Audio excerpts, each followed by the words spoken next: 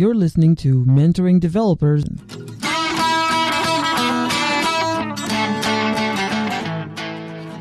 I want to talk to you about your experiences. I know that it can be a sensitive topic, but I mean, you are a woman, you are a mother, you're not the archetype for what we consider, a software developer that's out of college, mid-20s, early 20s guy with no attachments and all the time in the world. Just give him all the pizza, just feed him and then pop and pizza and then he'll work, he'll sleep there, right? And that's right. The archetype that we have. That's kind of what startup companies, a lot of companies like that guy because they can totally exploit that person. And that person loves it because, you give them music, you give them, alcohol, you give them whatever, they need, and then they'll work for you all the time. But obviously you can't do that. And so was it easy for you to become accepted as a valuable member of the developer community? Obviously you haven't had that much experience, but whenever you've come across other developers or within the organization that you joined, was it ever a case where you felt like, they would rather I were a guy? I haven't felt that specifically. Where I'm at, I feel very embraced that people are rooting for me. In some ways, I think they're rooting for me because I'm not the norm, because I am a female, that they want me to succeed. And I do feel very embraced in that sense. In contrast to that, I've attended some, like meetups. And in that sense, where you have that personality, that young personality, it usually comes with, some ego and this programming thing is so easy. I think that where I struggle as a female and not fitting the archetype is probably like in those casual encounters where you're thinking these guys are just throwing around how easy this stuff is and I still feel intimidated by it. And I think that's probably where more of that negative talk enters my world. But in the workplace, I've been so fortunate that I've really only encountered people that are very encouraging and want me to succeed. So I'm certainly grateful for that.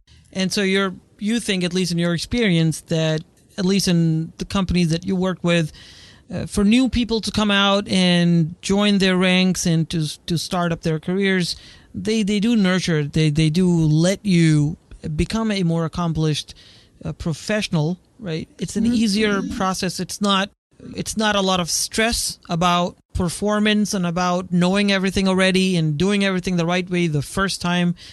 I heard somebody say, I was really, I saw a job listing a long time ago, and it said they wanted to hire somebody who was a rock star developer who would do things right the first time. He would not make mistakes. Literally, that was a job description. And I was thinking, these guys are idiots because nobody is like that. Right. So I would say in my pair programming experience, I've been appreciative of being able to do that because you see these people who are very knowledgeable, very talented, and you see how many iterations they go through. So a lot of things, like a lot of code that you look at and you've picked up, that's been cleaned over several iterations. Or when you're looking, if you're watching a course, a lot of that is the final product. And so it's eye-opening and it's encouraging when you see that, okay, even these very talented individuals, they go through it iteratively. And that's not, just like writing a book, that first draft, you don't want anyone to see that first draft when you're programming. It's okay to be ugly. It's okay to be really ugly because it's like you're putting your thoughts down. And so I think that I try to keep in that perspective. I think though,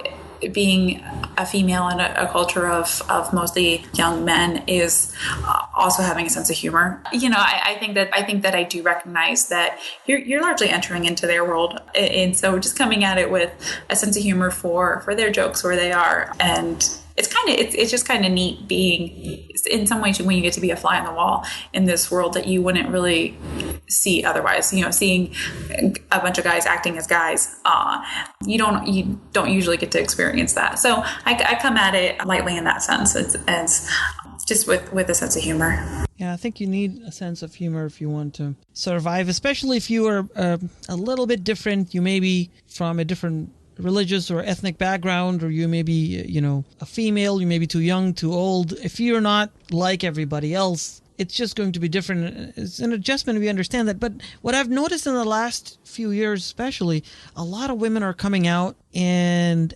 years later they'll talk about their experiences and how they went along with a lot of what was going on in a company, but they were uncomfortable, and in some cases they were harassed, in some cases they were uncomfortable, but they felt like they were asked to be like one of the guys. So the guys didn't want to make any adjustments to their behavior to be maybe a little bit more reasonable, maybe a little bit more accepting of somebody different, or maybe not say things that are offensive, right? If I'm a guy and I like to joke about girls and say bad things about them, and if it's just an inside kind of joke, then you say, well, okay, maybe.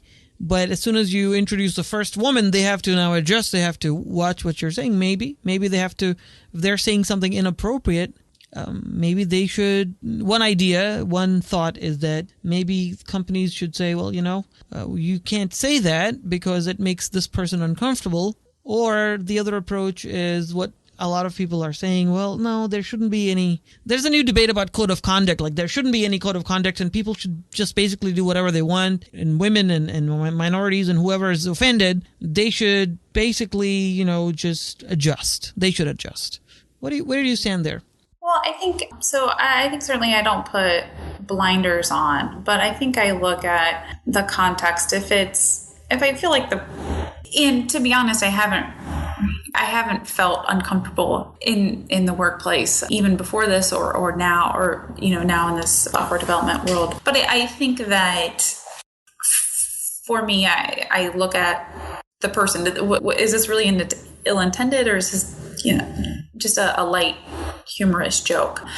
And to be honest, I haven't felt like I've had situations where I was had to put blinders on and I'm just going to pretend I didn't hear that. But at the same time, I think the people that I've worked with have been really great, and so I think that I don't have my guard up looking for that. I think that they're great people, and so when you kind of have that rapport with them and they're a likable person, you get along with them, that you trust in things that they say, that it's not malicious, and so I haven't felt ever malicious talk or anything that's again made me uncomfortable. But if that was someone where you felt weird around them, or you just didn't trust that person, I think that their jokes or their comments would be put into a different context. But again, I think for me, it's just looking at who that person is and their overall intention. If they're a well-intended person and if they made a joke that I didn't think, or said something, or their commentary seemed a little off-putting, I think that I would have a different reaction to it than if it was a person that I was like, this person is a jerk. But I've been lucky that I haven't encountered that to date. Yeah, and I think that's really good, because most people are good people, even if they're saying mean and racist and sexist things. They don't really see it like that. They think that they're being funny, or because they haven't learned, and nobody has taught them. Society hasn't taught them. They just don't know how to behave around other people. Sometimes they don't know how to behave around anybody because they're introverts. Yes. A lot of us are introverts. Yeah. We don't know what to say anywhere. We were always unsure of it, and then we tend to develop these ideas that if I'm offensive, if I use the F word, 3 times in every sentence, if I drop it every now and again, people are going to think I'm cool. I've seen that a lot, which is completely. Yeah.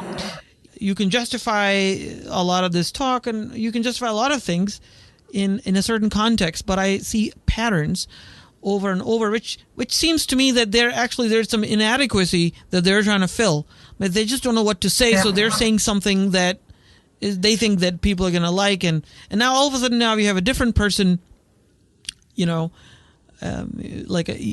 example, a woman or people of color, a person of color or something like that, and now they have to make an adjustment. So I think, in my personal opinion, since society in general is not doing that, college is not doing that, we should do that as a company. Like if I'm managing a company, I should I should teach people, right? This is a good way to behave, and this is not a good way to behave.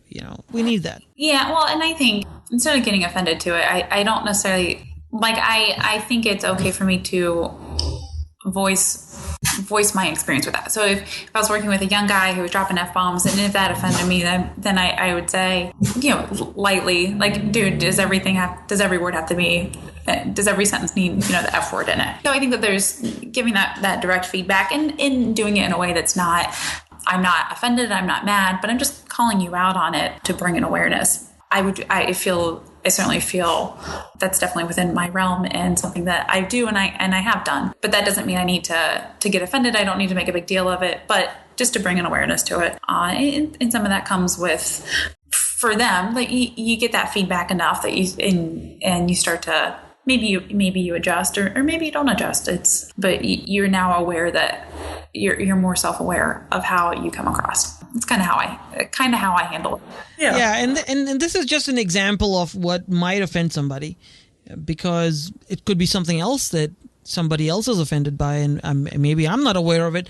And the point of it, there are two ways of looking at it. We can say, well, grow up, adjust. This is just life, get used to it.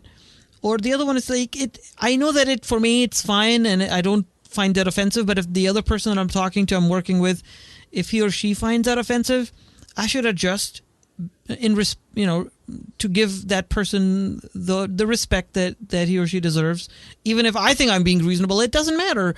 It really, in my opinion, it doesn't matter what I think. It really matters what you think. If I'm interacting with you and you've had some experiences, let's say that a person has some certain experiences, for whatever reason they find something that I'm doing offensive, as a nice person, quote unquote nice person, I would like to not do that. So there's this, I think that's just something that we need to understand. I think, and most people will do the right thing if they know what the right thing is, and just the problem is they just don't know. And I think this is one of the reasons I wanted to have this podcast, to just bring out these issues and so that they're out in the open so people know. And once they know, and I'm sure that most people would love to do the right thing, and they don't want to offend anybody. They want everybody to be comfortable, and they are supportive. Most people are supportive, but perhaps they just don't know how to be. That's kind of what my goal is. Yeah. And a lot of times it's probably that awareness. I think sometimes we, like you were saying, people act in different ways to fill different voids. But to call someone out kindly for, hey, I didn't receive this as you probably meant it. Because I think I tend to shy away from the idea of what's the right way to behave or what's the right way to be, because people are different, and that always brings an interesting and fun flavor. It can, but I think just being open about how you're perceiving it is, I think that benefits all of us. Thank you so much for listening. For show notes and transcripts, visit us at mentoringdevelopers.com.